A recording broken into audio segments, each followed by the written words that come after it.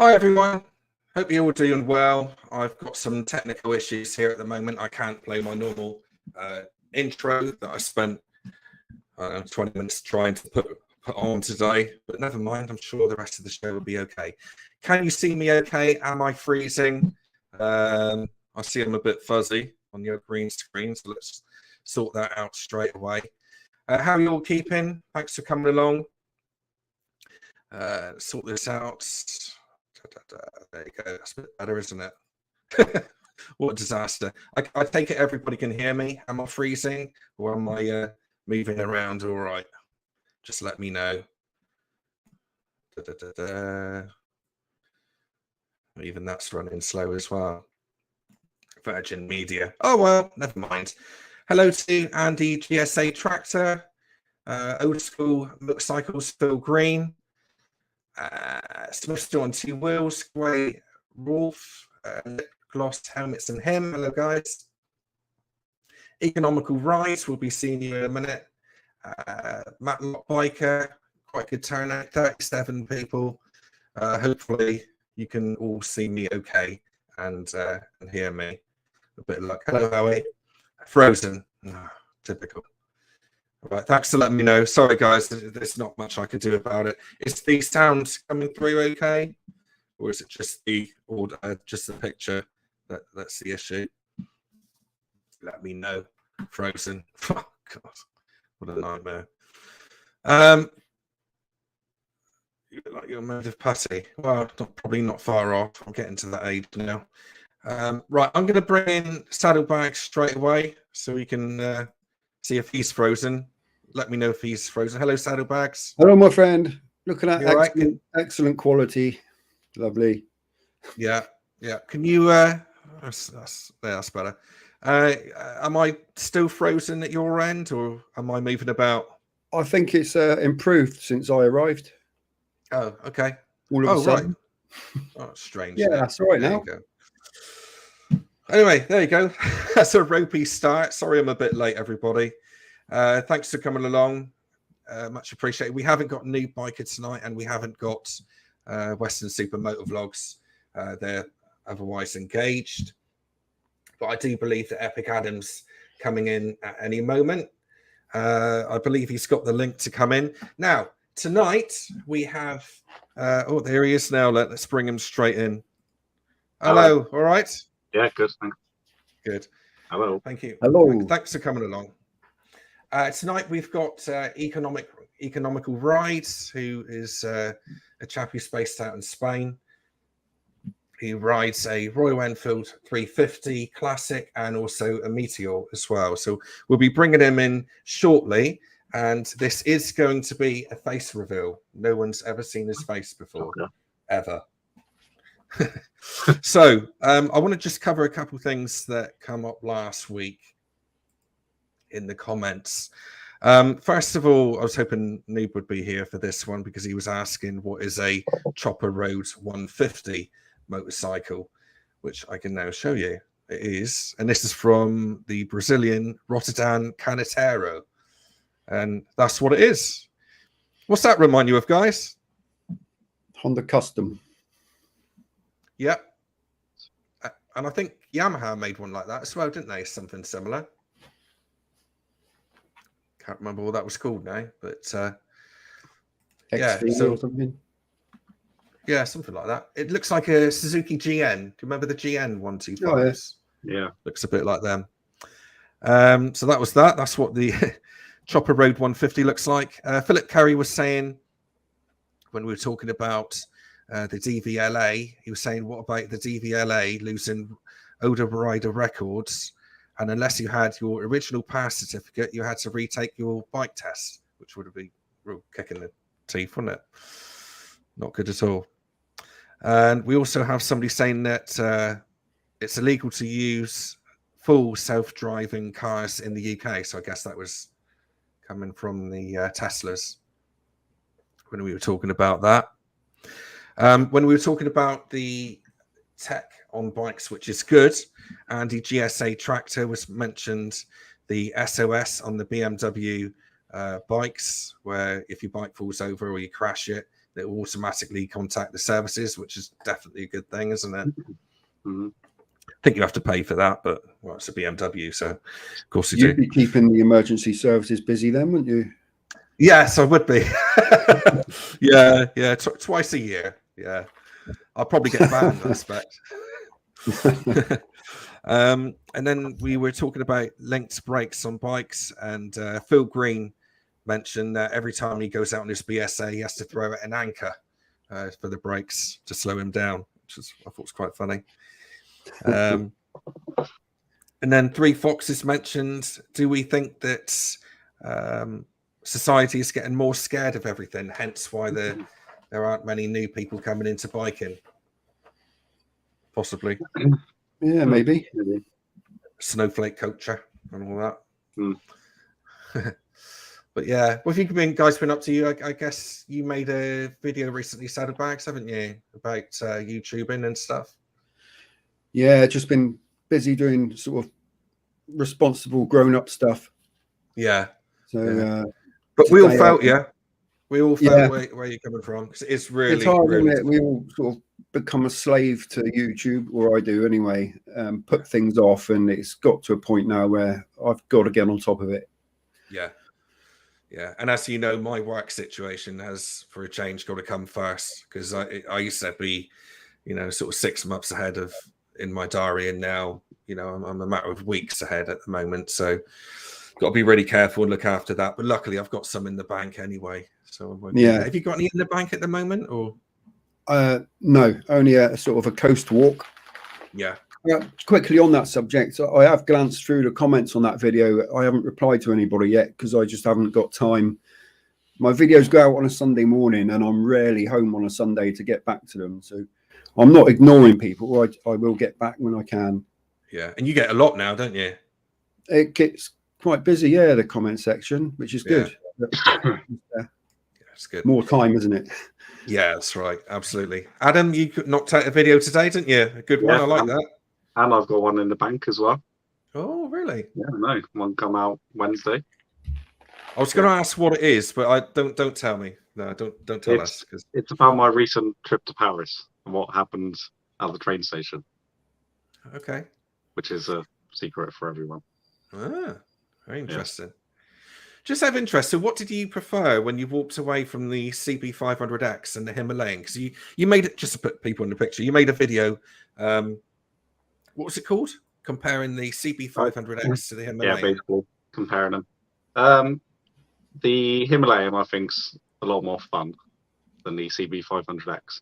But the 500X would be better for touring overall. So they're both very close, I think, but it just depends what you're after.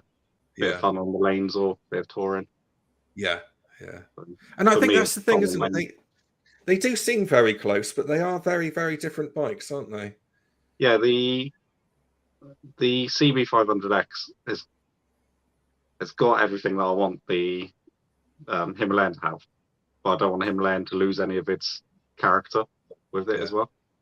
But I think it'd probably lose some of its character if it had the qualities that the CB500X has.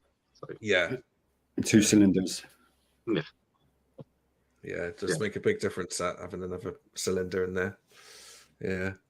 Right, and guys, so without further ado, we're going to do this. Well, I'm not sure if he is going to do the face unboxing, but we'll get him on the show anyway. And we'll see what this box is all about, shall we? So welcome to Economical Rides. Yeah, he's got his box on. There he is. Thanks for coming along. Well, thank you for having me. As you know, I'm a long-time fan of the Exmouth Biker channel. Absolutely, yeah. He calls me Exmouth Biker for those who are wondering. Yeah, it's done for a long time. Yeah. So you're based in Spain, aren't you? Oh, right. You're not going to accuse me of living in France today, then? No. Because I'm from Exmouth and you're from France. Yeah. Yeah, that's our thing. We get things wrong. Yeah. No, I am in Spain indeed. Yes, with a box on my head. Right?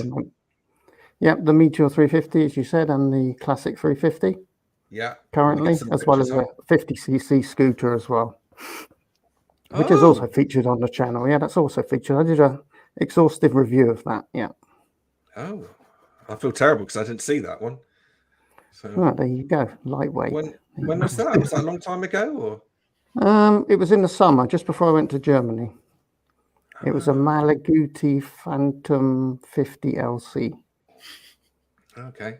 All right. Yeah. Learn something new every day. It was a very serious review, but yeah, it was quite good fun to make though. Yeah. I did ride it in my full racing leathers and kit to make that video. Right. Yeah.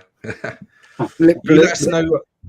Sorry, Lip gloss says Eco Rides needs to sort his hair out. Yeah, I just prepped that. Equal to that. Well, I haven't got that much hair to start with, so it's not going to take long. Well, we don't know yet. No, you don't know. Right, yeah, so are we going to do this then, or are we not going to do this? Yeah, I'm sorry I haven't got a drum roll or anything like that, because this is it's a bit like Royal Jordanian. You know, if he ever come on and done a face reveal, it'd be such a... This is bigger. This is much a bigger thing, isn't it? It's probably a bigger face. Yeah. Right then. Here we Okay. go. So the box needs to go because I need to drink something, and I cut the hole in the wrong place because handicrafts are difficult. Yeah. So my mouth's about here. I think it's a beautiful box. I think you should leave it on, to be honest. But yeah, if you need a drink, then... Well, it's an option. You know, it's an option. Yeah. If the reaction's too bad, we can always put it back on, but we'll just go for it. Right. Okay. Here we go. Whoa. Whoa. This actually is quite a big exciting. Yeah. It's exciting. I'm excited. He's got 2 ears. Ears. Oh, it just looks like a real normal person. Yeah, I can get some air now. That's good. Hello, guys. Hello. Nice to see you all. Yeah, and you. That's good. Cheers. Cheers. Who's drinking what tonight then? I'm on the invisible Thatcher's Haze again tonight. Coffee. Pint of vodka. Cornish water. Yeah. Pint of vodka. So I'm the only one that looks like he's got a drink problem then. No, the drink problem's actually over here. There you go. Right, Eco, tell us about your biking history. Where did it start from? Right from when you were a little nipper. It started when I inherited my brother's DT50, which my parents bought new for him. And then when he moved on to bigger bikes, I was of an age, I was 16. So I got that, and I had that was my very first bike.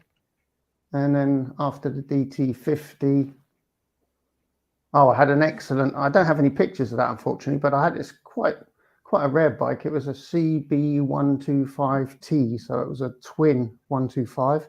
Oh, yeah. It would do 85 miles an hour. It was a lovely bike. It was really good. So was that two-stroke then, or? No, a four-stroke twin. It was like a half of a Super Dream. You know, it was a 125 version of that twin engine. Oh, yeah. Yeah, but that was a really good 125. I went all over the country on that. That was, surprisingly quick for a 125. So you didn't really worry about going long distances with it. And then what came after that? So I would have been up to a 250 after that. So that was probably the... oh, no, it wasn't actually. No, I think that came later. No, it was the 250 because I had that when I was in sixth form. So yeah, that was a GSX 250E, which had like 4-valve heads. So that was like an 8-valve 250, and I think that was the fastest 250 4-stroke that you could get. I think it did about 90 miles an hour or something. Wow. And then my dad inherited that when I got my first car. Then I had a car for a few years because I went away to university, which was like a 4-hour drive from where I lived. So so I had to get a car really. So then I was out of biking for a little while, and then as soon as I got out of university, sold the car, got another bike, and that was another odd bike. It was a CB360, Honda CB360. Oh, really? Which was a twin, but a weird capacity, a 360, but they did exist. So I used to commute to work on that, and So then after that, I got... They don't make, you know, different capacity bikes now. It's also same, isn't it? Yeah, you know, true. 250, 300, 400, 450. It's no like odd one-offs. Yeah. You got that 380, didn't you? Sinis, was it? Was it a Sinis? Oh yeah. Yeah, they do some odd ones. Yeah. Yeah, they done a 380, and I think Lex Moto done one as well at one point, but it was out for about a year. Then Euro 5 kicked in, and they had to get rid of it. But which is a good thing, because the Sinis 380 is probably the worst bike I've ever ridden. It was horrible. I hated it. So did everybody else. But yeah. Yeah. So then after that, so where was I up to the 360? That was just before I left England. Oh no! And then after that, I went. That's right. Then I got, and I bought an RD 250, so that I had something nice to trade in. Thanks, Phil Green. That's very generous. Oh no, look, it's Flat Cap Cafe Ray, so he's the one. Hang on, here we go. Hang on, there we go. No, yeah, I bought an RD 250, which terrified me, because it was like the frame was made of spaghetti, and the power was all at the top. And as soon as it hit the power band, it started going like that, and it was mental. But I bought that only because I thought it'd be a better trade-in than the Honda 360 I had, which was looking a bit ropey, because a guy used it for commuting in all weathers. So I just bought that. While we're on that, Saddle, you had a 350, didn't you? I had a 350, which was a similar story. Yeah. Yeah. I remember you saying going around the corner was like sitting on a barn gate door when 5 somebody bar slams gate. it shut. That's it. Yeah. Yeah. I was surprised, actually, because at the time the RD 350 LC was shit hot. You know, that was a thing to have, and they had their own race series and that. And I thought, oh, you know, 250 will be all right. It won't have as much power. I don't think it was an LC. I don't think it was. And I thought, oh, but it'll be a sweet handling bike, and it'll have some go in it. But it had some go in it, but only in a straight line. I mean, even going around corners, it was terrifying. So yeah, so I had that, and I bought that really to trade in, because I'd spotted, and this is a bike that you do have a picture of. We used to have a dealer in Yeovil, Riders, and they were grey importers, and they had a really sexy VFR 400R, which I looked at. Yes, there it is, and I thought, I've got to get that. So I bought the RD 250 to trade in, so that I could sell the Honda 360. And I traded in the RD 250, which I didn't get on with, for this VFR 400R. Yeah. And that was the last bike I had before I moved to Germany. Oh, yeah. I remember that bike from the 90s, and it was one of those pin-up bikes, wasn't it? It looks as good now as what it did back then. It was a gorgeous bike. And also, I didn't like the NC30 as much, with the round headlights, the twin round headlights. This is actually an NC24, and it had just like that sort of a shaped headlight, and it looked quite nice like that. Yeah. So yeah, that was a lovely bike. Because they done really well in the racing as well, didn't they? Or am I thinking of the NC30? No, well, yeah. I mean, the NC30 was basically a scaled down version of the RC30. The RC30 was the super bike. That was the 750, and then they did the NC30, which was. It looked exactly the same. It had the twin round headlights. This is a little bit earlier than that. This is an NC24, which is a Japanese model. We didn't get them over here. Yeah. And the thing with that bike was it revved incredibly high. It needed an oil change every 1,500 kilometers, I think. So, oh, dear. Yeah, that wasn't super practical. Yeah. Well, we're on that. Lovely. Adam, have you ever, I mean, obviously you had a Bandit at one point. Did you ever go through a sports bike phase, or wanting a sports bike? I know the Bandit is it's a street bike, really, isn't it? More than a sports bike. But I know, I bought a ZX6R, and I had it for about a month. That. Yeah, I went from a Sinis 125 to a ZX6R. And it terrified me, so I ended up swapping that for the Bandit. Right. So, yeah, I think I could go back to a Bandit quite happily. Yeah. And when you say it terrified you, is it? I mean, obviously, if you rode it now, it probably wouldn't, would it? If I rode it now, it'd be fine. Yeah. But yeah, at the time, it was too much power for my first big bike. basically. Yeah. Still trying to figure out what type of biker I was as well. And I don't particularly like going fast. No. So I prefer just like little bimbles and stuff. Yeah, I never really got the full enjoyment out of that VFR really, because I think probably the tires were quite old. So I never really, the front didn't really give me much confidence. So I used to wobble around on it really, but you know, I'm sure it would have been a cracking bike if you were confident with it. And also, of course, another one of those things that I'd spent, for me, a lot of money on buying it, and it was in perfect condition. So you were terrified of dropping it anyway. But a bike like that really, you know, would have been a lovely bike to really ride hard. But at the time, I wasn't in a financial position where I felt comfortable doing that, especially with the front wheel not giving me a great deal of feedback. So I just used to wobble about on it, really. Yeah. That's how you learn, though, isn't it? Trying different bikes. Yeah. Well, I used to love looking at it and cleaning it, and, you know, that was a lot of enjoyment to be had in doing that.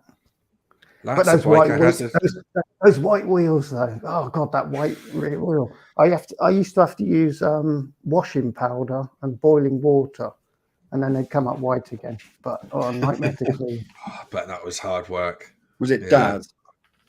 Yeah, something like that. Yeah. I'll say a few hellos a minute. Lance the Biker says that he had a CP360T in the shed. Rev Bomb's here. Hello, Rev Bomb. Rev Bomb has a live every Friday night. So if you're on a loose end or want to talk about motorbikes on a Friday night, then Rev Bomb is there. Love Review is in the ring. Love Review, can you just clarify? Are you okay if I use your first name? I know that something was mentioned about it last week. So if you're okay with me calling you your first name, then that's all good. Grey Wolf, Bandit Man UK. Hi, Richard. Hi, Carol. Andy GSA Tractor. Somerset Biker. He's in the room. Paul Egan. I'm hoping I'm saying your name right, Paul Egan or Egan, something like that. Hello, mate. How you doing anyway? But yeah, so where were we then? Yeah. So basically, the VFR 400R, and then I had that, and then I moved to Germany. Then I went to Germany. I didn't have a bike then initially. So what other bikes have we got in your archive of pictures? Let's come out of that and into that. We have the GSX. No, we haven't yet. Yeah, that's a Spanish bike. That's one I got in Spain. That's my track bike. Yeah, so the next bike that you'll have, I mean, there've probably been bikes in between. There've been a lot of scooters as well. I remember when I was in Germany for a while, I had a Gilera Runner 180. Oh, yes. Stroke. That was mental. That was really good fun. Wheelie machine. Yeah. Yeah. I had that up to 100 miles an hour down a big hill. And it's a really big hill, and I was like crouched down. I thought, I've got to hit the ton. I mean, it was an indicated ton. It probably wasn't a real ton, but I thought, I've got to hit the ton. And then I hit the ton, and I thought, brilliant. And I popped up, and then, of course, I got into the wind, and the bike started going like that. And then there was a T-junction at the bottom of this hill, which I just about managed to stop for. So it was, yeah. But I was determined to hit 12-inch wheels, was it? Or yeah, the little diggy things they were, yeah. So it was getting a bit lively at a ton, but yeah, I needed to do it, so that was fun. Yeah. So when I was in Germany in 1995, I bought the bike that I didn't get on with, which we've mentioned previously. Oh, right, okay, we'll bring that one up. I don't think Saddlebags is going to like this, is he? Is he not? Oh, not that. No, not that one. Whoops. The green one. Well, I didn't get on with that one. I didn't get on with that one, but that was just because it hated me. But there was a bike that I sort of hated, although I wanted to love, which we talked about. Oh, okay. Yeah. Which is that one? Yeah. That's the tranny. That's the one. Yeah. So, yeah, that was, I bought that in Germany. It must have been about 1995 after I'd been there a couple of years. And, I bought that brand new from the Honda dealer, and unfortunately, I bought it on finance. But I was using that to commute to work, so I was going to ride it in all weathers.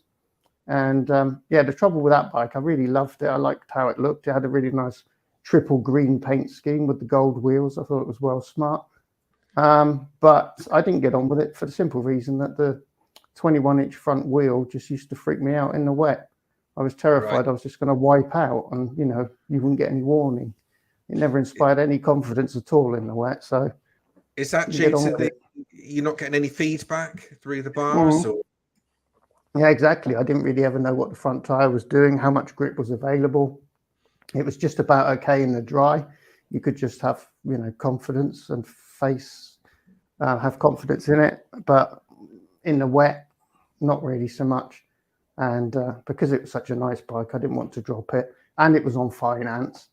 So it just scared me to death in the wet. And so I ended up selling it in the first year, unfortunately, because I couldn't get on with it in the wet. And I ended up still paying for 18 months after it was gone. So that kind that's a bitter pill to swallow, that one. Yeah. I think that was the last thing I ever financed. I think that taught me a lesson. I never financed after that, because it's just terrible when you're paying for something that you no longer have. Yes. Yeah. Made me realize what shysters banks are. That was an important lesson in life. So just out of interest, when you sold it, did you lose money on it through the finance, or did you well, I lost double. Obviously I lost on the depreciation because it wasn't new anymore, so you probably lose $1,500, $2,000. And then the finance, I couldn't afford to pay it off, so I was just letting it run its course. And obviously you pay all of the interest over the full period as well. So basically, I got less money for the bike than was outstanding on the loan. So I just didn't bother paying the loan off. I just stuck with the payment plan and just paid a little installment every month for the next 18 months. Yeah, it's a shame really, because it does look quite a good lane now, although it looks a bit top heavy being a V-twin. It looks like you could have a bit of fun on it in the lanes. Yeah. I'd love it today probably, but it was just the job that it was designed for. It wasn't compatible for me because I was using it to ride to work every day. So I was riding on wet, greasy roads, and it just used to scare me, and it was just too nice. I was just terrified I was going to crash it and, be stood at the roadside crying. Yeah, it does look nice even now, doesn't it? It looks quite a nice bike. Because Quinn's got one, hasn't he? Quinn Peaks Rider. Yeah. Have you ever seen that color scheme? We were talking about this triple green paint job. It was really nice, especially with the gold wheels. And I haven't really seen any like that at all. I think it must have been a 1-year color, but it was really smart. I mean, in the flesh, it was really nice because it was also metallic as well. The pale green was metallic. Yeah. The dark green was just flat dark green. That was a really pretty paint job. Yeah. I can't remember them being that color over here. I seem to remember a white one. Possibly. I want to say black, but I might be thinking of something else. But no, I've never seen that color before. Have you guys? You Saddle? No, I haven't seen that. Might have been just a European thing then, maybe. Yeah. I think the Transat was big in mainland Europe, bigger than it was in the UK, definitely. So they might have had special colors. Yeah. Yeah. Did you ever do any off-roading in Germany or? No. I mean, where I lived, it would have been terrible anyway, because I lived in Nord Rhine-Westphalia, but near to the Dutch border, so it was just flat. Everything was just flat. Yeah. So even if there was like a road that went down a field, it would just be a straight line and it would just be flat. Be a bit of a disappointment. Yeah. So it wasn't great for that. Unlike here, if I'd had that bike here now, wouldn't know where to go because I've got so many places I could ride one of those off road. But where roughly, and I mean roughly, are you in Spain? Are you in the middle on the coast or? No, I'm right in the south. I'm in Andalusia and I'm in the province of Almeria. Right. So that's like southeastern corner of Spain. So, I mean, obviously, I've seen a lot of your videos, but I guess a lot of it's just gravel tracks, is it, up the mountains and? Well, of course, dirt over here tends to turn to concrete anyway. So a lot of the roads are just dirt, and that they're rock hard, and they've just got a little bit of loose dirt and stones on the top. So, There is a lot of gravel, but that tends to be in the riverbeds. If you're riding down the dried riverbeds, you get a lot of gravel. But the actual trails tend to be more or less dirt roads. Yeah. So, when you say dried riverbeds, is that like a seasonal thing that they'll turn into rivers, or? No, we have a lot of dry riverbeds because they redirect all the water for agriculture. So basically, the rivers are no longer there. They used to have rivers, but then they're gone. So you have these ramblers, which are just dry riverbeds, which run all over the country, and you can ride down those, but they tend to be dead rough with big rocks and things. So, but it's definitely something I will be doing when I get an adequate bike for the job. I will be doing a bit of that as well, because it's quite interesting going. I imagine it would be interesting to leave home, drop down into a rambler, and then pop out by the supermarket and do my shopping, and then go home again. So you could actually go to the supermarket without riding on the road for more than a few meters. So that sounds like fun. Yeah, and the navigation's quite interesting because, as you can imagine, like a river goes off in all directions. It sort of spreads out. So you've got to make sure you take the right branch, otherwise you could end up in a dead end or somewhere you don't want to go. That's part of the fun. Yeah. Well, in the old days, I used to have a little Chinese pit bike. So I used to do a bit with that down there. But back then, of course, we didn't have navigation.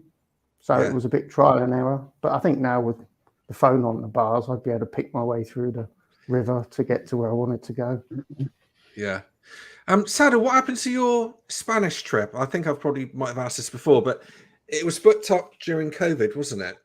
It was booked up prior to COVID, and then COVID came and I had to cancel it. Obviously. Any update on it? You're going to go again, or something you want to do this year? Maybe. It was something I was going to do on the Z 900 RS, and if I do it again, I would probably do a fly hire. Oh yeah. Fly to Malaga, hire a bike, and do a tour from there. I had planned on doing the whole of Spain and maybe Portugal, but that's out the window now, I think. Portugal, that's meant to be absolutely cracking over there, isn't it? Well, Spain's nice, but Portugal's really nice as well. So, with the fly hire ones, then what sort of bikes can you hire that you've looked into? I'd imagine it varies, but people generally get GSs over there. I'd imagine that's the most common bike. Yeah, makes sense. Yeah. Okay. Yeah, something I'd love to do that. Yeah, just go on a fly hire thing, like it's not really silly money from what I've looked into. I've looked into the Canary motorcycle tours and all that. The one Bandit Man UK didn't he? Yeah. Canaries, it'd be cheaper probably to do a fly hire than to ride your own bike to the south of Spain. Yes. Yeah. I mean, it's a long way. I mean, when you consider it's like probably from here, it's going to be 12 hours to the French border. 12 hours. So on a bike, you're looking at 3 days, 2 days to 3 days. Well, I'd have been avoiding main roads as well. So yeah. Can double that then. Yeah, probably. I mean, the thing I would say is it's for a lot of people, it's not just the expense, it's the time factor. You can't do it in 10 days. No. It'd be thrash down, thrash back. That would be it. You couldn't spend a week down there. So I think it probably would be better to fly out to somewhere like Malaga, where they have a load of hire shops. If you flew into somewhere like Malaga, then you could have a week or 10 days literally riding in Spain and then give the bike back and fly home. So you could do it in 10 days, but to ride down here, you probably need at least 2, possibly 3 weeks to really get some good riding. And even then, a lot of it's motorway, isn't it? So that's no fun anyway. Well, like Saddle said, if it would take you longer to get down here if you didn't use the motorway, which you could do, and it would be more enjoyable. But then it's like I say, it's a time factor. How much time can you have off work? Yeah, exactly. Yeah. Well, I had 2 weeks off books, and I was going to blag a week. Oh yeah. The bike broke down. Sorry, I'm stuck. Yeah. For me, it's just it's on my bucket list. Really, it's just the perfect holiday, isn't it? Going on a plane, going somewhere beautiful, getting off, getting on a bike and exploring. It's just heaven. The only thing I find I'm not quite sure how you get on with is transporting all of your biking gear, because it won't pack down into a case very well, will it? And your helmet, your helmet you can't really check in. You need to keep that with you just to make sure. You mean you don't all wear t-shirts and flip-flops over there then? I think everyone else does, but I don't. Yeah. No, I do wonder how people get on with that, because like normally you have one bit of checked luggage, which, you can try and cram all your leathers or your textiles into. And then obviously you've got to carry your helmet on board really as your hand luggage, because you don't want that getting dinged about. So, I don't know how. I'd get it in a suitcase. Believe me, if I knew I was going on holiday, I'd squish it in. It would go. Perhaps you can hire a set of sweaty leathers. Yeah, that's the thing, though, isn't it? Who wants a hire helmet? It's like when you go-karting, isn't it? And you have to put on one of those soggy helmets. Always stinks, doesn't it? Yeah. Yeah, no, you wouldn't want to do that. Yeah. Where were we with your bike history then?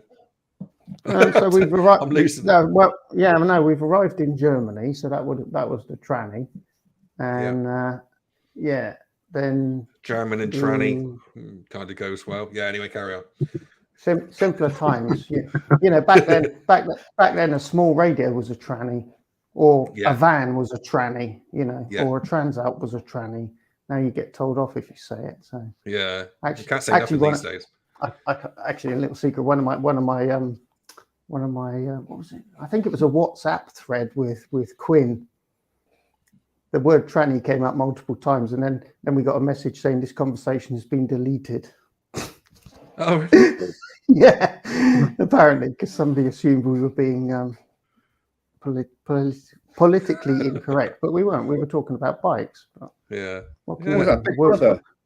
Yeah, the world's gone mad. They said that this thread might be causing offence or something like that. Or it might have been on it. No, I don't think it was on Instagram. I'm pretty sure it was on WhatsApp. But anyway, it was rather bizarre. Yeah. WhatsApp's been encrypted and private. That's a bit scary. Yeah, I can't remember. It might have even been in the comments to a video or something. But anyway, I thought it was a bit weird because, the context was clear. But anyway. Yeah. Yeah. Well, that's what it's like these days. Tiptoe, don't we, doing YouTube? No, I've monetized now, so I probably will be a bit more careful. I noticed today's video was very professional, Adam. Yeah, yeah. I get the money. Absolutely, mate. Yeah, he's still looking at getting that swimming pool, are you? Yeah. I made a whole £2 now. £2. Yeah. From B&M. Yeah, those YouTube millions, they do roll in, don't they? Awesome. Right, yeah, so we've arrived in Germany. Yeah, so we arrived in Germany, didn't we? Yeah. So after that it's Spain. But if you want to do the comments, do that now, and then I'll be looking at the comments. Yeah, in and out.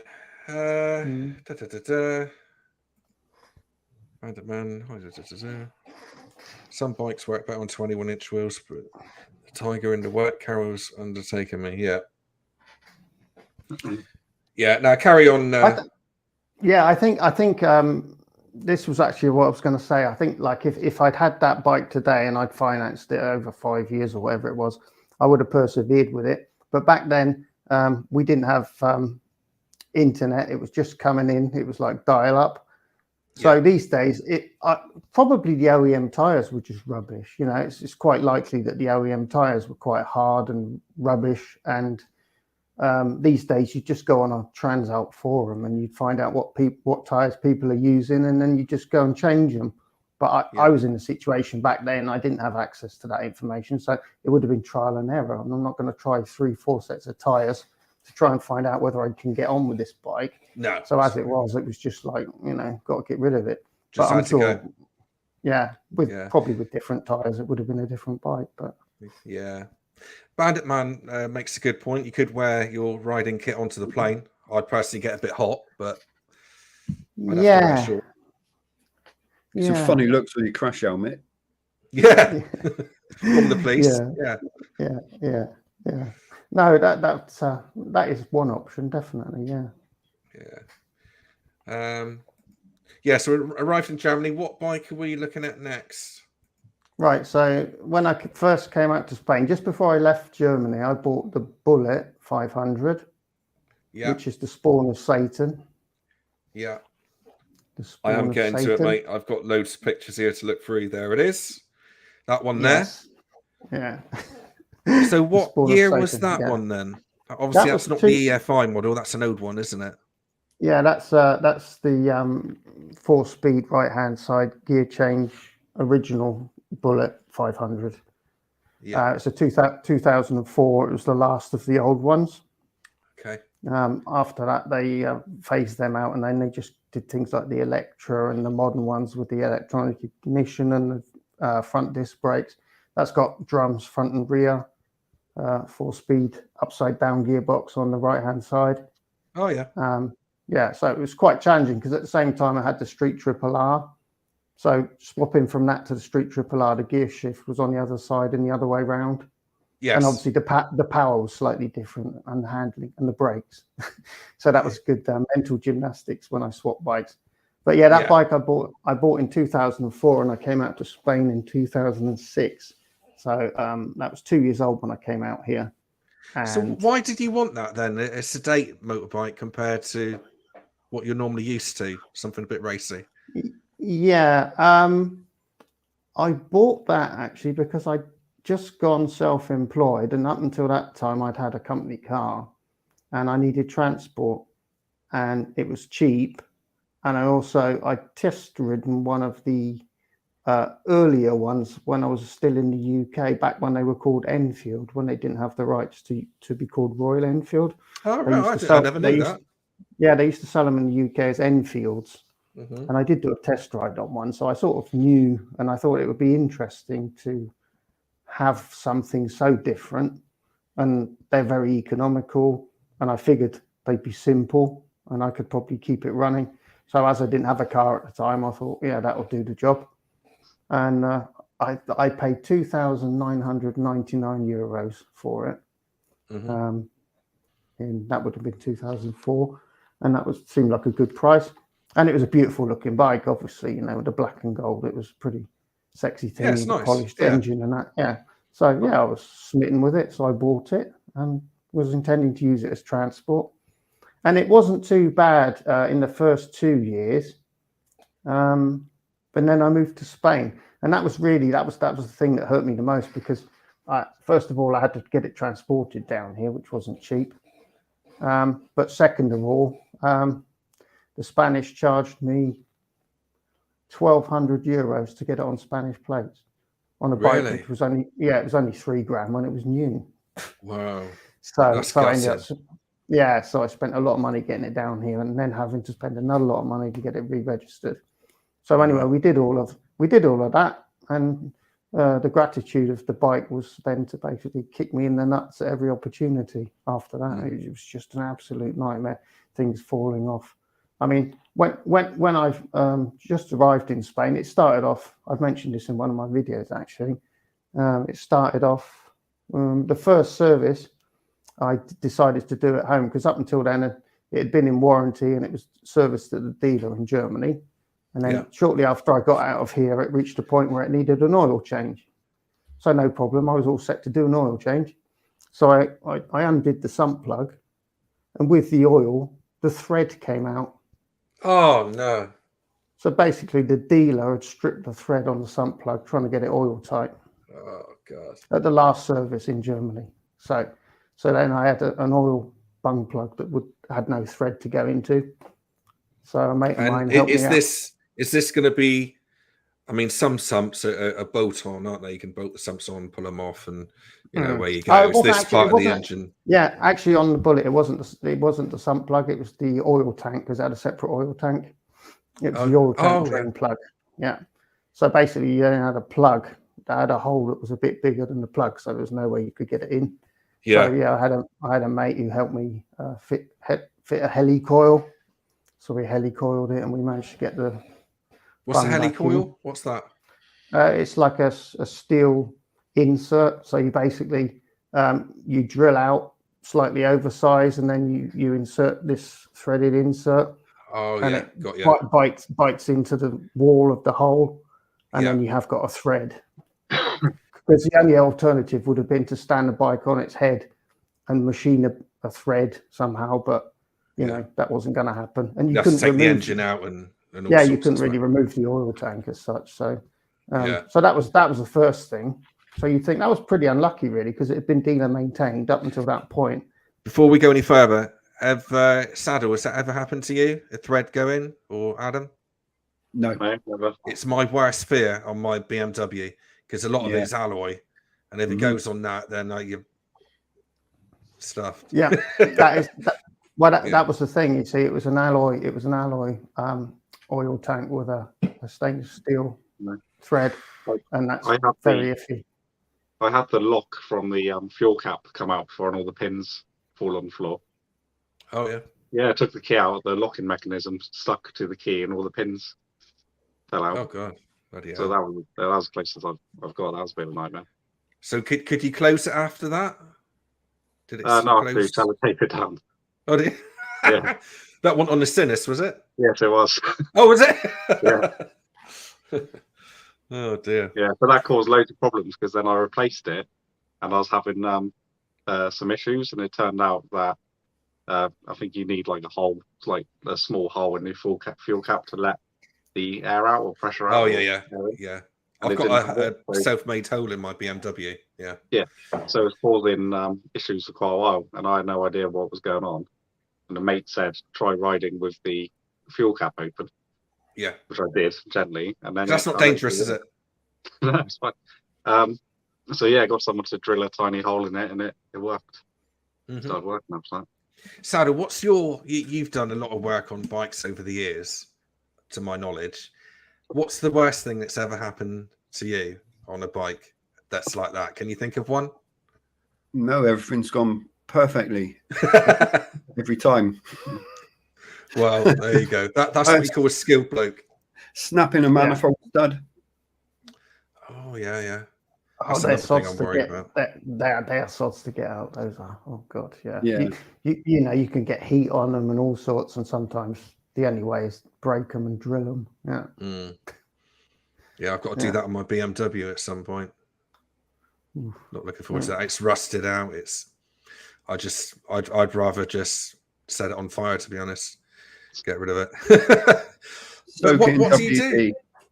Yeah, that's it. A good few weeks. Keep spraying it. Yeah. WD is amazing, isn't it, for things like that? I use it a lot for work on immersion heaters. If you've got to change a big immersion heater, it's sort of I don't know, probably 80 mil spanner that you need on it. And I go there the night before, spray it with WD-40. Next day I go in, off it goes. If you don't, you can end up kinking the cylinder tank and all sorts. So, yeah. But sorry, Eco, keep going, mate. Yeah. So you would think that was pretty bad luck. You know, you go to do your first oil change outside of warranty, and the thread falls out with the oil. Can't go wrong. No, lovely. So that was the start of the whole affair. And then probably within a year of that happening, the bike just was clanging like crazy. The engine was going bang, bang, bang, bang, bang, bang. So I thought, right, that's not good. So we stopped it, and we had to get the head off. And what had happened was that one of the valve seats that they just pressed into the head, one of the valve seats had come unstuck. And it was just like hanging on the top of the valve and just being banged up against the cylinder head every time the valve shut. Oh. So, you know, and I spoke to Hitchcocks and various other people, and that doesn't happen. What, a valve seat? No, they don't come out. They don't fall out. Well, mine did. Yeah. So then it had damaged the piston, so we had to take the head off, get a new cylinder head, new valves, new piston. So did a full engine rebuild at the same time. I fitted some tuning bits like cams and stuff from Hitchcock's. So you're quite good at mechanics then, obviously. No, I'm hopeless. But I have a mate who's good. Rob, he helped me out. So no, I'm hopeless. But, you know, I just supervise like Ruby does when I'm doing a job. I supervise. But yeah, no, I honestly, on my own, I don't know. I'd have probably just thrown it in a hedge and set light to it, you know. But yeah, he was confident. It was simple, and it could be done. But it's only simple if you know what you're doing. So for me, it would have been a big job. But we got it running again, but it was just never reliable. And then there were so many really weak welds on it, and the 500 was always shaking itself to bits anyway. So lots of brackets would break, and the rear light fell off. Just, it was an absolute nightmare. It was so badly made. I mean, everything was badly made. It looked nice. They put a nice coat of paint on it, but that was about as far as it went. All of the welds were weak. The metal was just thin, like tin can metal everywhere on all the bodywork. Yeah. So it's an absolute miracle that I ever went near a Royal Enfield again, because I mean, that must have been the worst new bike experience imaginable. But I don't know. There was just something about it that. Saddlebag's going to get angry in a minute, start chucking things around. No. There was just something about it that I thought it would have been great if it had just worked, you know? Yeah. So I wasn't really, there was still a little glimmer of hope that one day they might make a bike that's like that, but it's actually, you just get on it and go. And I think the first good bike they made was the Classic 500, because they built a new factory and it was all new from the ground up. And those bikes, as far as I know, they had no issues. They were absolutely spot on. And I really wanted one. Even after the experience with the Bullet, I did want one, but at the time I couldn't afford one, so I didn't get one. But from then on, really, their bikes have been fine. Yeah. You know. Yeah. What's your have you had any issues with Arnie saddle? Your Classic 500? To your knowledge? No. Not yet. No, touch wood. Yeah. I mean, it's hard to explain to somebody. You either get it or you don't you, with the Classic 500? I did. I loved it. And obviously you do, Saddle, as well. But you can see why people don't like them. But I think you have to give it half an hour, really, to really get into the understanding of how those bikes ride. The brakes are not very good, are they? You know, on the front, for example. But I thought they were pretty good. Yeah. No, that's fair enough. Yeah. A lot better than the Himalayan anyway. Yeah. Isn't it? And it's a lot more authentic as well, because the old school way of riding would have been loads of back brake and a bit of front brake, because back in the day when you had front drum brakes, you couldn't expect an awful lot from the front. To do anything. Yeah. Yeah. So it's kind of a more authentic way of riding as well, that you use both brakes to the same degree, more or less. And it does pull you up quick enough. It's the same with the current bikes, really. You know, the brakes aren't brilliant, but you use them both. Now you've got ABS. You can literally stomp them both as hard as you like, and it pulls up really quick. In normal riding, you think the brakes are spongy; they're not that good. But you know, when you need them, they do the job, definitely. Yeah, I find that the problem with doing reviews and things like that is that, you know, a lot of people would say, well, it's not got, you know, very good initial bite and things like that, but sometimes it's just not all about that, if you see what I mean. You know, then you can't expect them to be Brembos. You know, they're not trying to be like that. But some people have such a high threshold of what they want in a bike. Yeah, we've been spoiled with the Japanese stuff, haven't we? Yeah, definitely. Yeah. And I don't think the people that are doing that probably because they've ridden, like you say, better bikes, sportier bikes, they have a different expectation. But I mean, the sort of speeds and the sort of riding you should be doing on these bikes, the brakes are more than adequate. I mean, you're not going to be hammering into a bend at 100 miles an hour, braking at 50 meters, trying to scrub off speed. You know, you're going to be riding with caution, reading the road ahead, you know, at a relatively modest speed. They're perfectly fine for that. It's, you know, down to the rider. Well, Mark's made a good point here, actually, that the Enfield pads take time for bedding in, which they all do, don't they? And in all fairness, I think the one that I rode had probably done a couple 100 miles, so that's not bedded in yet, is it? So apparently you can improve the Enfield current model brakes immensely by fitting a different master cylinder. It seems as though the Royal Enfield master cylinders are not that brilliant. So I think the master cylinders are part of the problem, because they have really good braided lines. They have bi-brake calipers, which are all good. It's all good kit. And apparently people that have changed the master cylinder, suddenly they've got really sharp, good brakes. So I think the master cylinder is letting down the rest of the components, like the braided lines and the bi-brake caliper, because Royal Enfield make their own master cylinder or buy them in. And I don't think they're super good. So there's definitely improvements to be made if you can get a better master cylinder. There's Flat Cap there saying that he loves his classic 500, except the headlight keeps going out.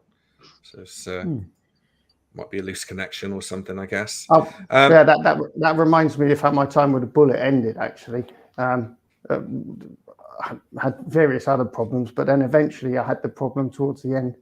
It would just cut out. So you'd be going along and you think, oh, it's running nice today, I'm enjoying this. And then it would just go like somebody switched the lights out. It would just go. It wouldn't misfire and go. It would just go instantly. You'd be doing 50 miles an hour going, stop, as if somebody'd hit the kill switch. That's and then when it did, and when it did that, it wouldn't start. Whatever you did, it just wouldn't start. You weren't getting a spark or anything. So then I'd get towed home. So I got quite friendly with the towing bloke when I had that. And and then you'd leave it in the garage for a while, and then it would start first kick. And then you go down the road, and then after a certain amount of time, it would happen again. And in the end, it was just, I was getting embarrassed getting towed so often. You know when the mates, when you're talking to the driver about his kids and you know all of their names, it's a bit out of order. It's not what motorcycling's about. So, and I think what that was I got a new coil, because when I had another problem which we were trying to diagnose, so we went through the whole ignition system, and I got a new coil as part of that. And I think probably the new coil was defective, because it felt like it would get, after a certain amount of time, the coil gets warm enough that the contact breaks. So it was slightly damaged somewhere. So as long as it was cold, it was continuous. So it worked. And then as soon as it got to a certain temperature, somewhere in the coil, a gap appears and you lose continuity and you lose ignition. And then it wouldn't start because the coil was warm. So you could kick it for half an hour, nothing was going to happen. Leave it in the garage overnight, it cools down again, got continuity, you had a spark, it would start. So I think that's probably what it was. So again, that was bad luck. I obviously bought a dodgy coil. Yeah. Because it was a new one. Next question, folks, for all of us. Who's going to start with this one? I don't know who we are. Is that Economical Rides or Exeter Rider? Whoever. We're all going to answer anyway. So, Adam, what's your thoughts on it? I don't know much about it, to be honest. No. I think I've seen one, and I like the look of it. That's all I really know. Yeah. Sorry. Yeah. That's fine. Yeah. My view on it is I think I'm going to like it a lot, actually, when I ride it. I'm not into cruisers. It's not really my thing. I don't dislike them, but it's not something I go out and buy at the moment. Probably because I don't really use bikes for cruising a lot, really. But yeah, so I like the look of it, and I think it's stonking price, typical Royal Enfield, where they smash it out the park, really, for the value for money. And it's got a great engine in it, which apparently is tuned better than the Interceptor. So I'm told. Everybody I know that's ridden it said it's amazing, including Mark Pullin, who's he's a top reviewer. So I was at the dealer last week, and they'd been to a dealer event in Valencia where they were presented with the Super Meteor. They're getting theirs next week, actually, and they went to this event. And they got to ride the bike, and there's a guy and a girl at the dealership. Their faces literally lit up when they were telling me what it was like to ride. They weren't trying to sell it to me. They were just so overwhelmed and convinced by how good it was. I mean, they've ridden Continentals and Interceptors, but this was just a different league. I mean, yes, I think it's because I think that engine probably suits really well, because it's not revvy and it's not a high output engine, but I think it probably, with the ECU tune that they've put on it for maximum torque, it probably suits a cruiser really well. probably better than it does work in the other bikes. Yeah, I was just going to say possibly better than what it works like in the Interceptor. Yeah, which it worked well in the Interceptor. But because those bikes are sort of a little bit naughty bikes. You might try and press on a bit with them, and then maybe you feel the engine's not quite peaky enough. It's not quite zippy enough. It runs out of puff at the high end, doesn't it? Yeah. Yeah. So I think it might suit a cruiser a lot better, that engine. Yeah. How about you, Saddle? What's your views on it? You like cruisers? Similar to Adam, really. I don't know a lot about them. I saw one at the NEC bike show, and I love the look of it. Looks really nice. And like you said, the engine's tried and tested. Yeah. Yeah, because see if you can get yourself on one. That'd be good. Yeah. And where were we with your rides? I keep on losing where we are with your bikes. Yeah, so at the same time, well, obviously I bought the Bullet over from Germany, but then after I'd been here for a while, I bought the Street Triple R. Oh yeah. That was 2008, I think. And yeah. And that was probably my favorite road bike ever. I really loved that bike. That was fantastic. But that was like something that probably people in the UK can't imagine, but over here it's normal. Since I've been in Spain, I've bought 5 bikes without ever having tried them, because they don't have demo bikes, or they might have one demo bike, but it won't be the model that you're interested in. Oh, I see. So that was like, I can't remember, $9,500 or something without having tried it. And that was a bit of a risky purchase, obviously. I didn't know. How long did you have that one for? I had that for 2 to 3 years. And that was actually the bike that kind of got me thinking in terms of economical rides, because I had obviously quite a lot of money tied up in that bike. So I think it was $9,500 or something. And I wasn't using it a lot because I had the Bullet as well. And any spare time I had was usually riding the Bullet and then waiting for the recovery bloke to pick me up again, and then repairing it afterwards. So I didn't get to use it very often. And that was the thing really that got me thinking about economical motorbikes, because I had all that money in the garage depreciating, not getting used. And I almost felt obliged to use it because I had a lot of money tied up in it. And that's not really a good place to be when, you've got enough things on your plate without feeling obliged to take a bike out. And I thought if you had a cheap bike, you wouldn't care. It'd just be in the garage. You'd ride it when you had time. Yeah. The rest of the time, you wouldn't worry about it. Yeah. A lot to be said for that.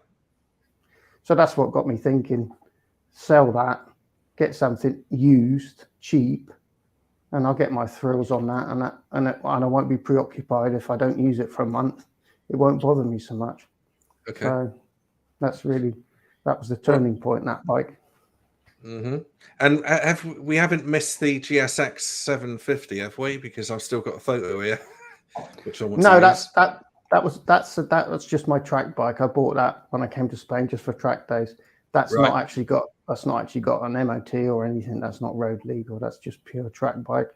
Yeah. So yeah, I bought that when I was out here.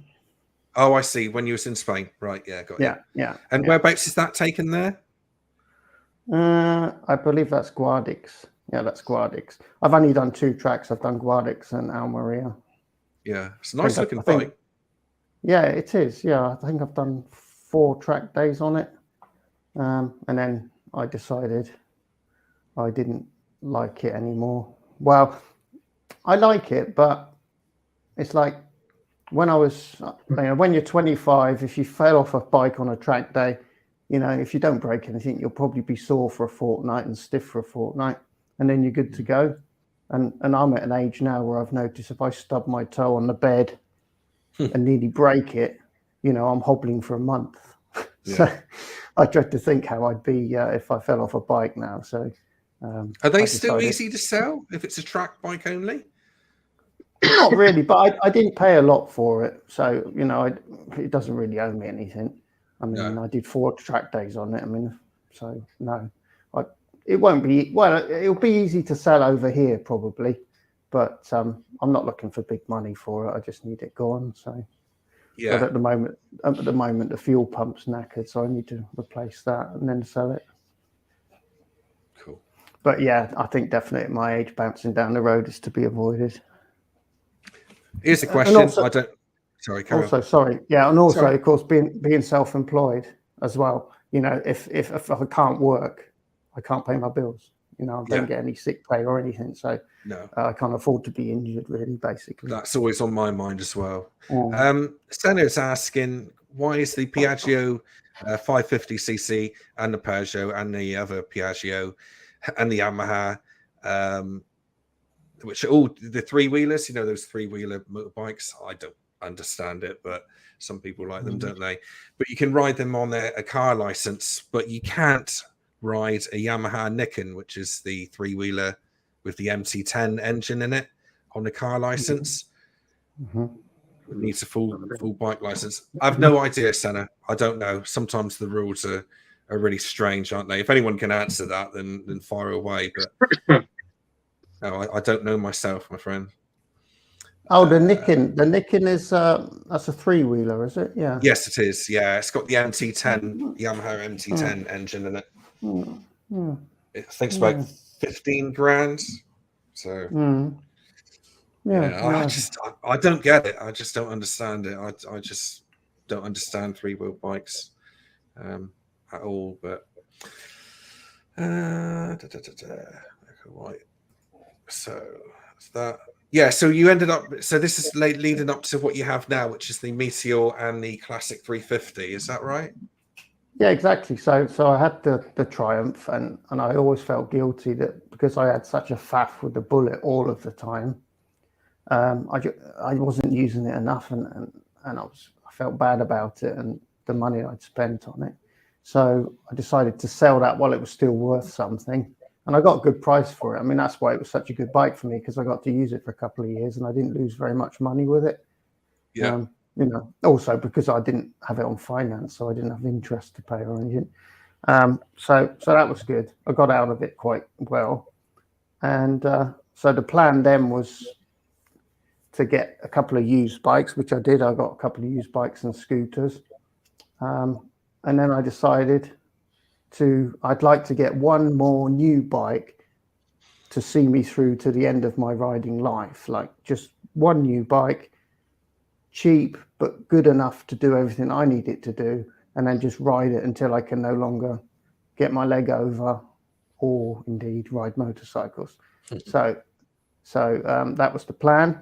So at that point, I'd narrowed it down really to the Himalayan, because I thought that would do everything I wanted to do. So I was saving up for a Himalayan once I still had a scooter at the time. When I bought the Meteor, I had a scooter just to be on two wheels, but I didn't have a motorbike. So I was saving up to buy a Himalayan. And while I was saving up, I was about £1,000 short for the Himalayan. They announced the Meteor, and the Meteor was about £1,000 less. And I've always had a thing for small bikes. And I thought it would be much more fun to do a big trip on a 350 than on a 1250 or something. You know, just that appeals to me, to just have a little bike where everyone goes, "Oh, you can't do that." Yes, I can. Yes, I can. So, and you get to see more as well. Yeah, you just need to avoid the motorways. That's the main thing. Good. Riding any bike on a motorway is tedious anyway. I mean, why would you do it? You know, that's what cars are for. So I ended up buying a Meteor while I was saving up for the Himalayan. I just decided the Meteor, I saw the images, the fireball yellow one really appealed to me. And I'd never had a cruiser before and I didn't really like them.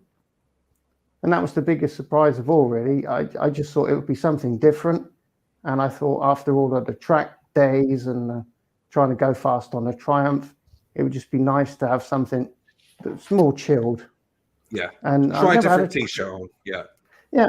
I'd never had a cruiser before. And the minute I picked it up, it was just like, oh, this is so good.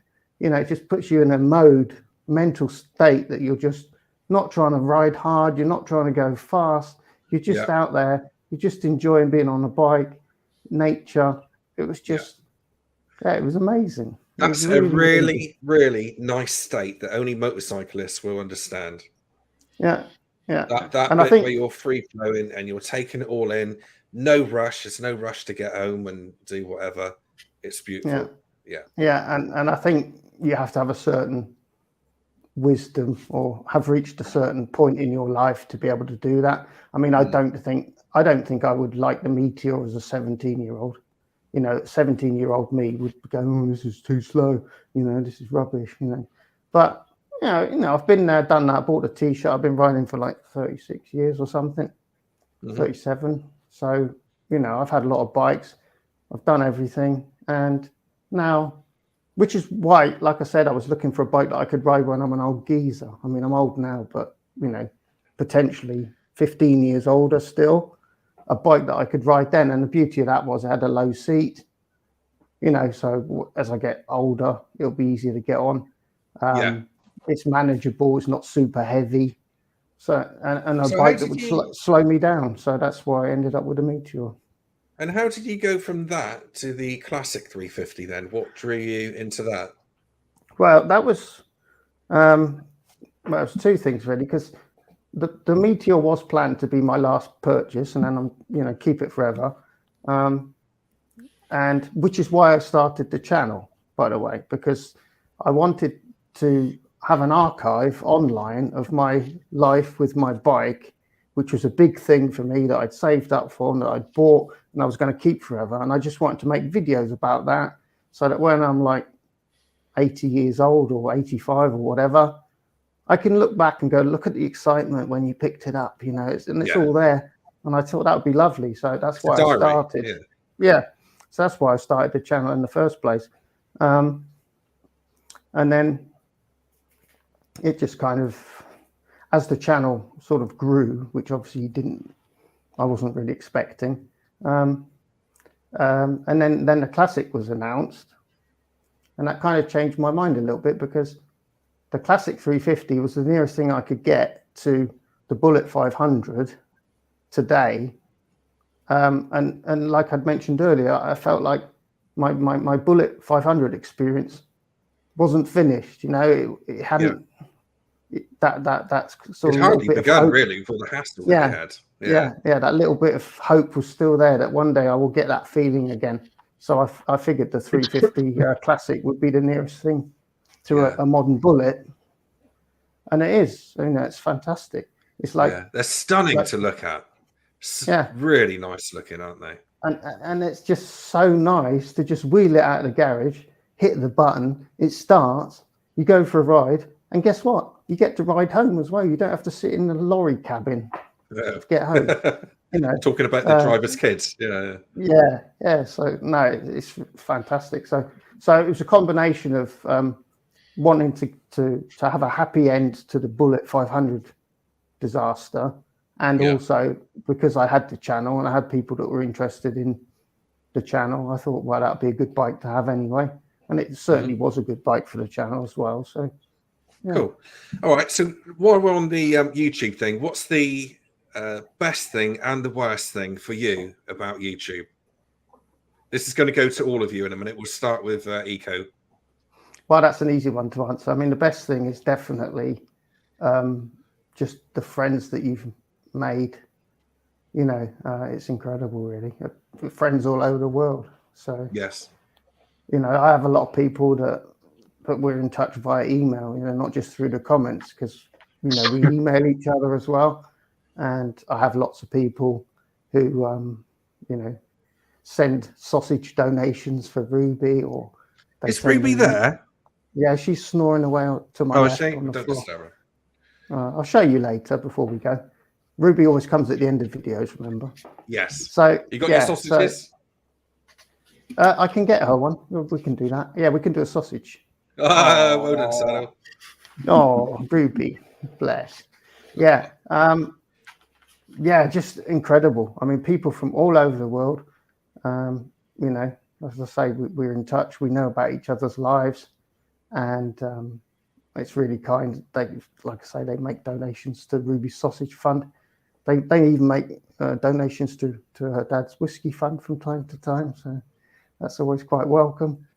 It's incredible. And also, what's positive is I expected the internet to be full of haters. I mean, I really did, but I'm quite thick-skinned. I don't really give a toss anyway, but I really thought I'd get a lot more grief than I do. Oh, really? And yeah, because that's what you hear, you know, people slagging people off all the time. But no, my experience is the total opposite. I mean, I've had very few dodgy comments really. And, you know, the people that I have are just really positive and encouraging. So it's been a big surprise to me how positive it is. But I think also the biker community, I don't think it's a Royal Enfield thing. Initially I thought maybe Royal Enfield people are more sensible, but it's not. I think it's bikers in general are pretty helpful to one another and encouraging. So you don't get a lot of people trying to put you down. So that was a big positive. But yeah, I can't think of any other hobby or whatever you want to call it that has the biker way of life. You know what I mean? Yeah. If you, I mean, every time I see a biker on the side of the road, many times I've gone up and said, "You're right, mate." Sometimes you can, sometimes you just got to get to where you got to go. But yeah, I always stop for people. I get that all the time. Yeah, I get that all the time when people, and they never need me. Yeah. Yeah, no, I get it. I get it the other way around. When I'm stopped and I'm faffing about with my cameras and my microphones trying to get set up to start filming, you know, I'm stood at the side of the road off the bike with my rucksack on the deck and that, and then I get all these other bikers pulling up and going, "You're right," and I'm going, "Yeah, I'm just setting up my cameras." Yeah. So that's the positive. The negative would be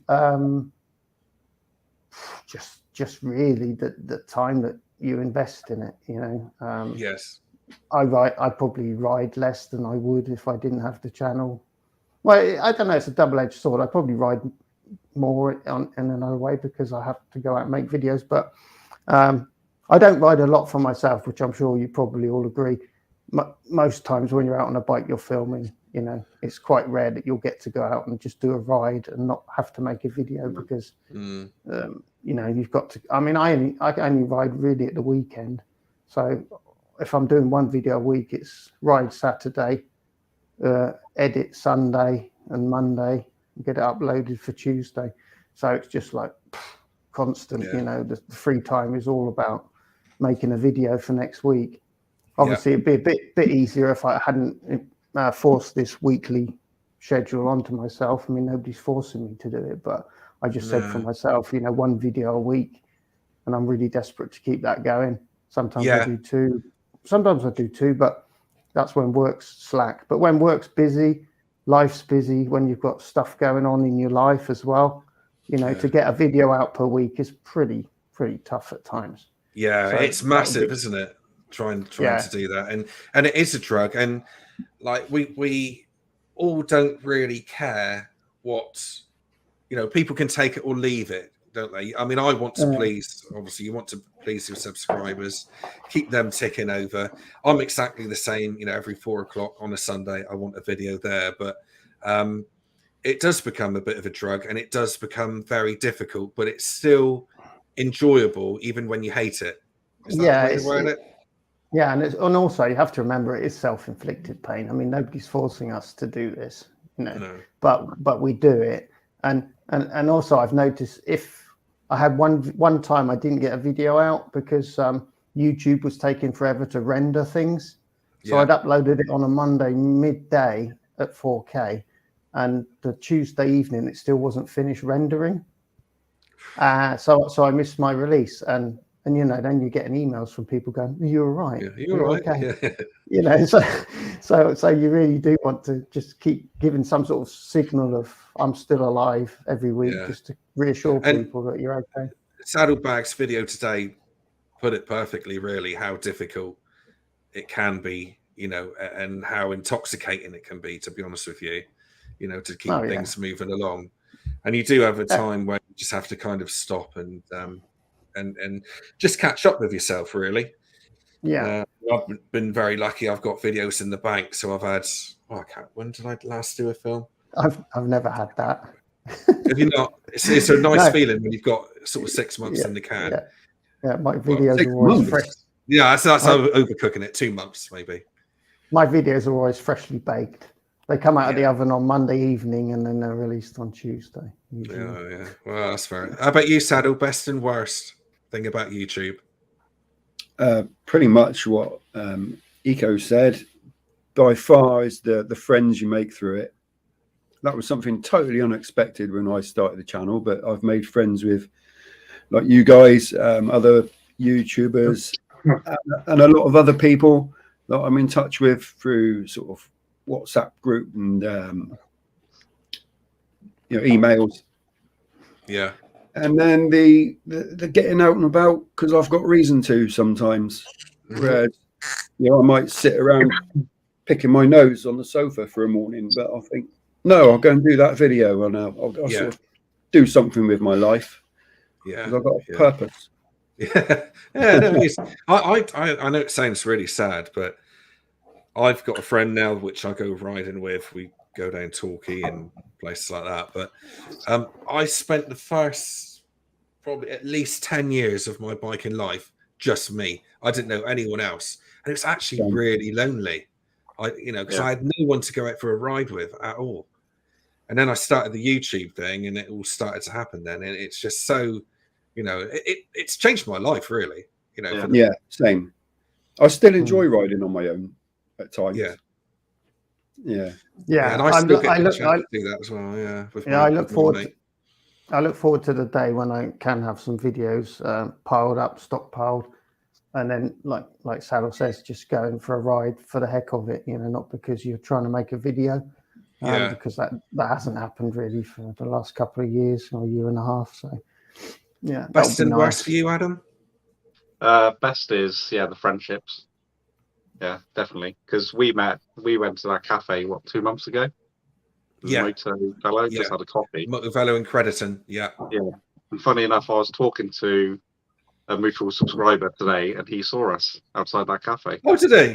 Yeah, he was telling me today. I was like, was you at that cafe with someone? Exeter rider. Yeah. So yeah. Oh right. Do you know who it was? Or yes, the guy who was in my video this morning. Oh really? Oh okay. Yeah. So like this morning, I was having coffee with a friend that I've made from YouTube. Just making friends and just what your friends do for you as well. I've had people surprise me with kindness. Quinn Peaks, rider's one of them. Yeah, always surprising us. He's been lovely with all of us, hasn't he? He's doing me a big favour soon as well. Yeah. And the downside is when I make a video, which I think's really fun, but it just falls flat because obviously people don't know it's going to be fun to watch, and it's all about titles and thumbnails and stuff. And I've made plenty of videos which I thought have been fun and entertaining, and they've fallen flat. And then I've made videos which I think have been crap, and they've done really well. And just that.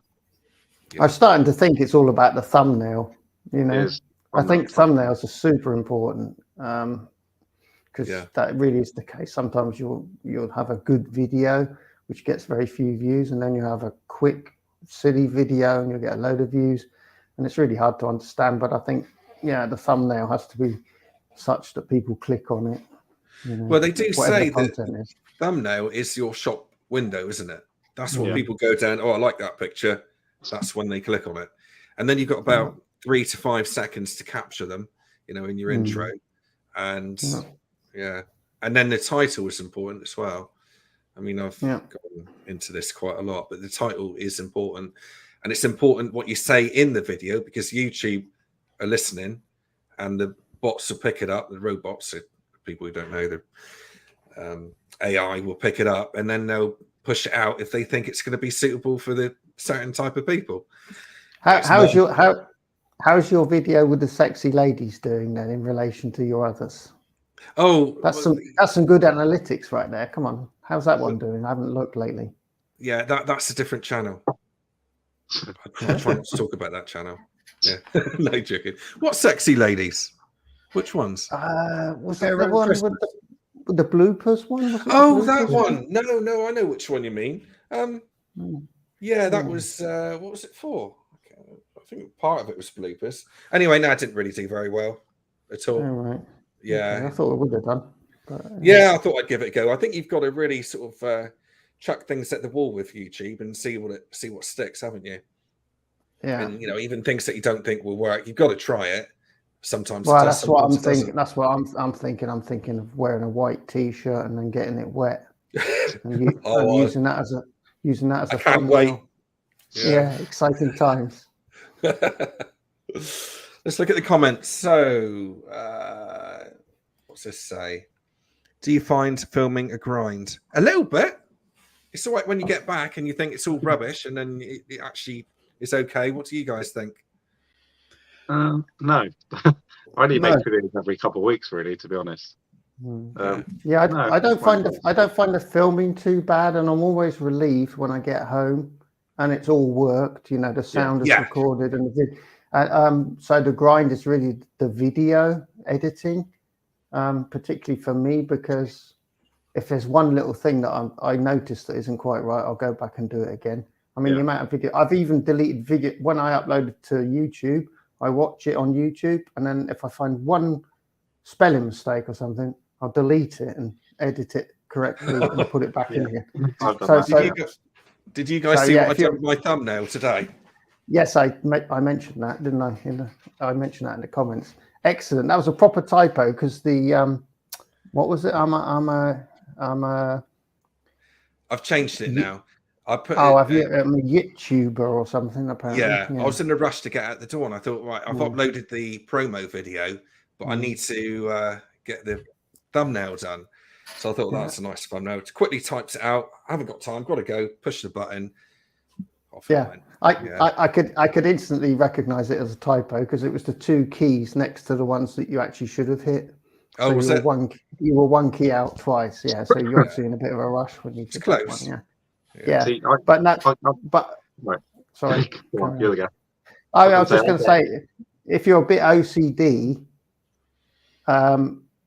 editing is a real grind, because you'll watch it 10 times, make sure you haven't missed something, make sure every transition's where it needed to be, and you just spend so much time. It's ridiculous. Yeah. I should care a lot. I should care a lot less because the stuff I do is rubbish anyway. So why spend so much time? Yeah. I get into filming mode, so I go out and film everything, and then as soon as I come home, I sit down and edit straight away. I come home, pop the kettle on, get my editing stuff ready, and just edit.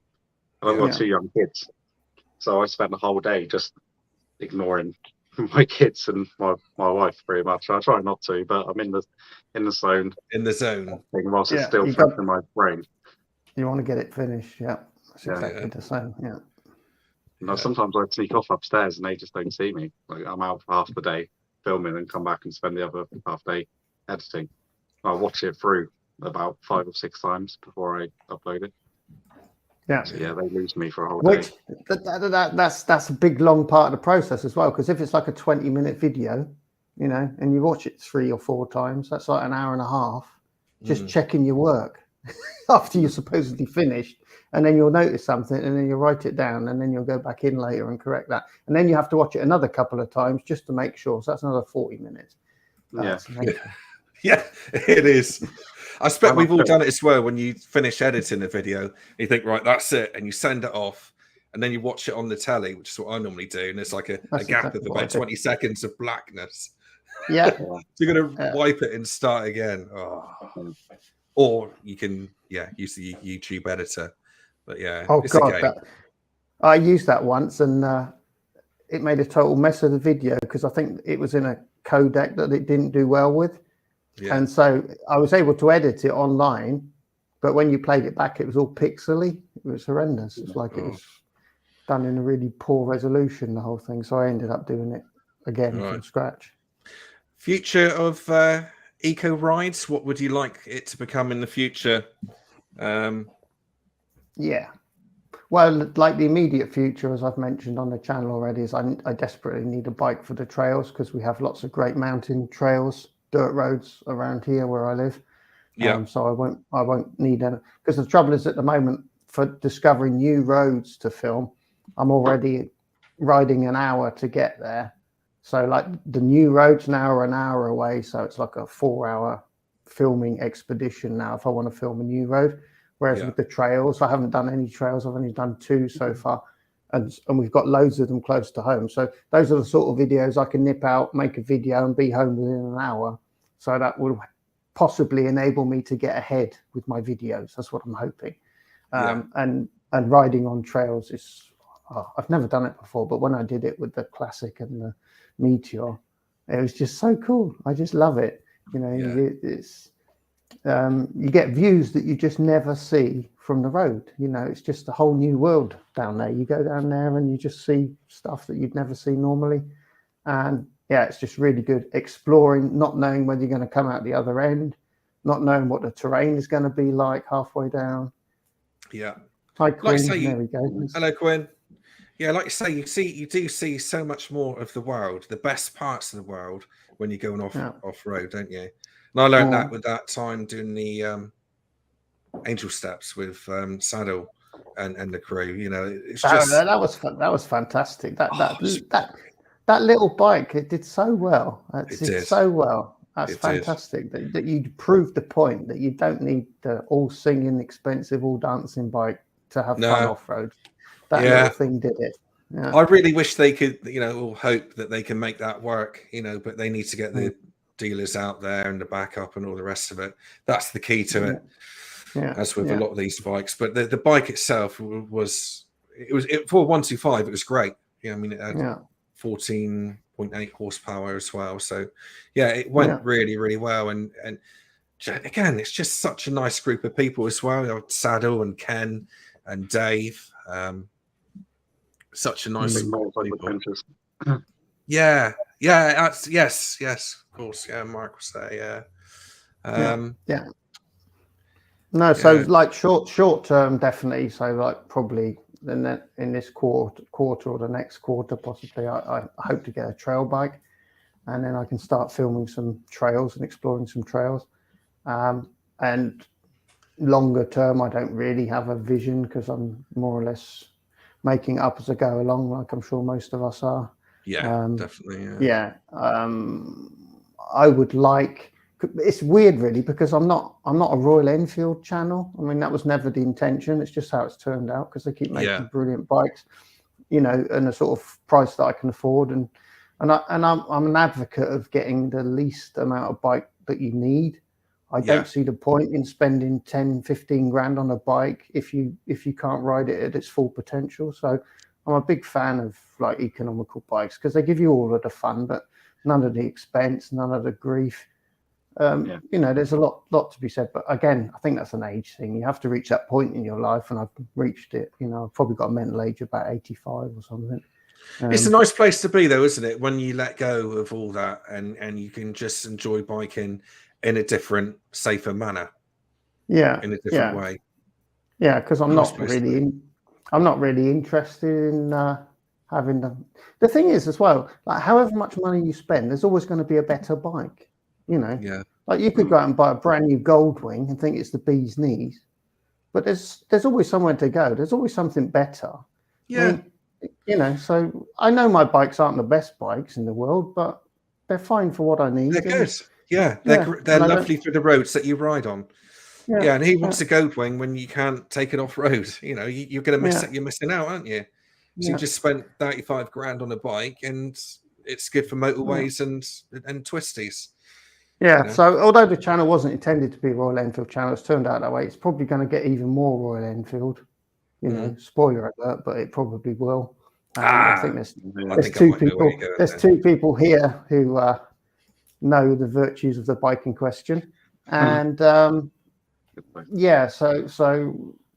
it isn't intended to be. And I'm hopeful that I'll be in a position next year when a couple of the bikes that I'm interested in come out.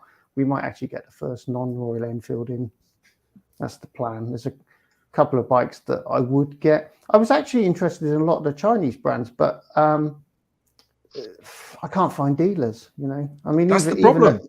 Even a Yamaha dealer for me is going to be 2 hours away. You know, so the chances of me finding a Chinese brand dealer is like, you know, unlikely. Such a shame. Same as that Motor Marini that I had. It is an excellent bike, a really, really good bike. I watched that video last night. That's a cracking bike. I really like I've that. got the full review to edit yet, but I'm just dreading that because I've got about 5 hours of footage to go through. So I'd like one of those, but again, dealer issues. I'm not going to buy a bike where the dealer's like 6 hours away because it's going to need a service every 6 months or something, and it's a nightmare. And that's another problem, really, is that the service intervals are quite often silly. You know, some of the Chinese stuff, it's like 2,000 miles, which is what's the point? You know, forget it. I think sometimes I think that might be to do with the dealers, because if the dealers haven't got a big markup, then the distribution company will say, well, don't worry about it because it's 2,000-mile intervals, so they'll be in here all the time getting an oil change. I think that's how it works. So anyway, so the plan is basically this year probably status quo plus trail bike, and then next year hopefully a couple of the bikes are going to come out because they seem to have been delayed because of the global supply crisis thing going on.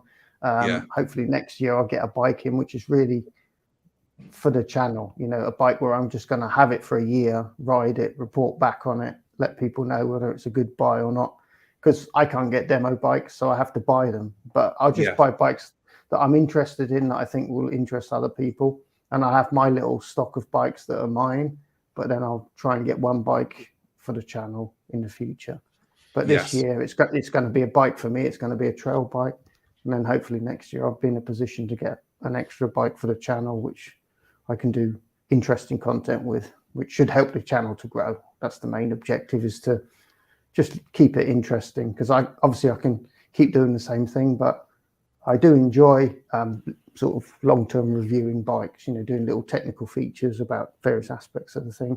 But I've done a few mod videos up as well. Yeah, I've seen that. But I've done my bikes to death, so you know, I'll need another bike at some point to get back into doing that. But not blowing my own hooter or anything, because obviously I know, you know, I've got a few now, but I found that when I hit 10,000 subscribers, I felt much more relaxed.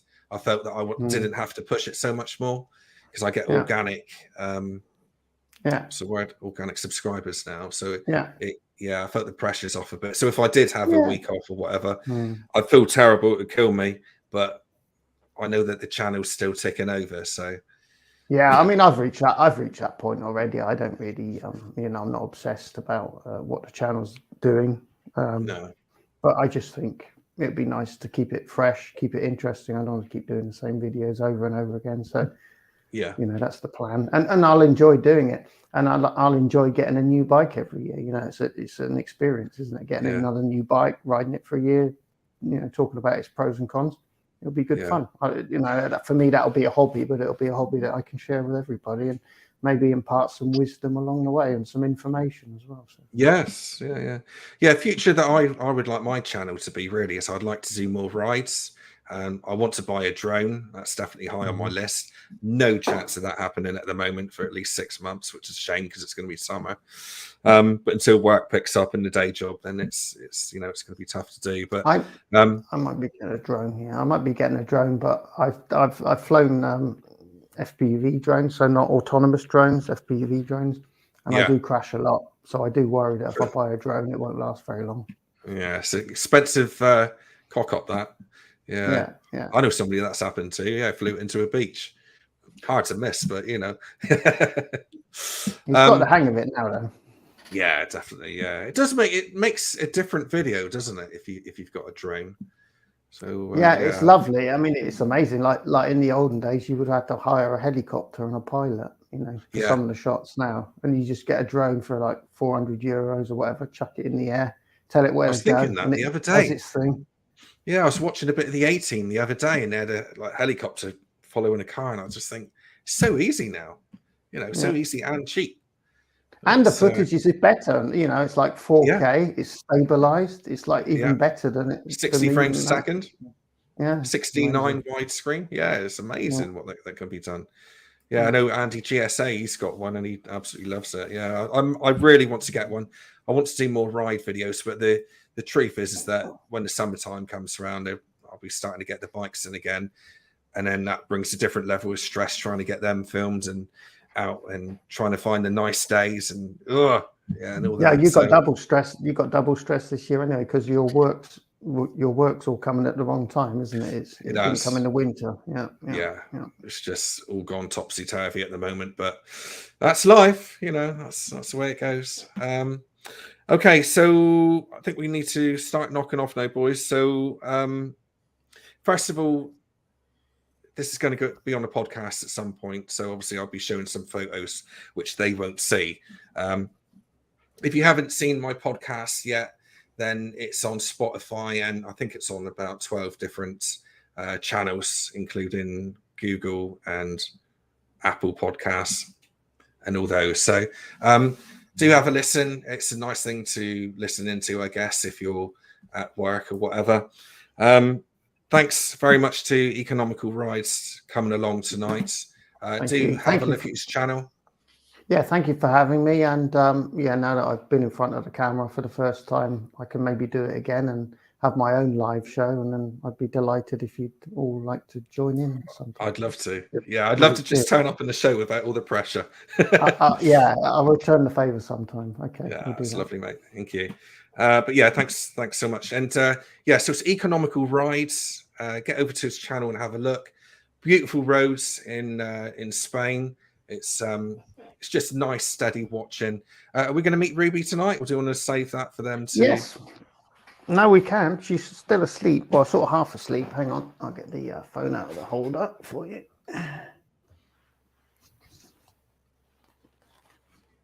There she is. Hello, Ruby. Hello. Probably heard her Ruby's name. on the YouTube. There you are. And you'll find that on Eco's videos, he quite often ends up at the end of the video giving Ruby some sausages. Well, it's kind of compulsory now, really. What do you call it? Sausages? Sausages or sausages? Yeah, SOSSIDGS GES. But I get complaints now if she doesn't get a sausage, so it's compulsory. Star of the channel. Yeah, and thanks to Saddlebags and Adam for coming along once again and helping me out. Very much appreciated. Thanks for having me. Thanks, yes. Thank you. Nice to meet you, Eco. Well, nice to see you. Yeah, nice to meet you too. Thanks. Great. Brilliant. Thank you. And all the people in the side chat as well. If you could give the video a like, that makes a massive difference to me. And also, I want to like and subscribe if you haven't already. Most importantly, one of our good subscribers, Love Review, or Blake, is having a trip to the hospital soon, which is quite a biggie. So, Blake, we're all wishing you all the best of luck. All right, so hope that all goes well and speedy recovery. Thanks to everyone who joined in. Lance the Biker, Dark Visor, you've been here all the way through. Phil Green. Ruby sends love to Leo. Lance's dog Leo. He's featured on the channel. Ruby sends her love. Cool. Phil Green, who's spinning all the way through. Howie. Three Foxes. That's nice to see you pop in. Quinn Peaks. Roland Keefe, he's left us already. Senna. And how many have we got on? Nearly 50 people. So this will be out on the podcast again. So thanks ever so much for coming along. Thanks to the panel. And we will see you all in the next one in 2 weeks' time, which we have another special guest as well. Thanks, everyone. Bye-bye. Bye-bye. See you.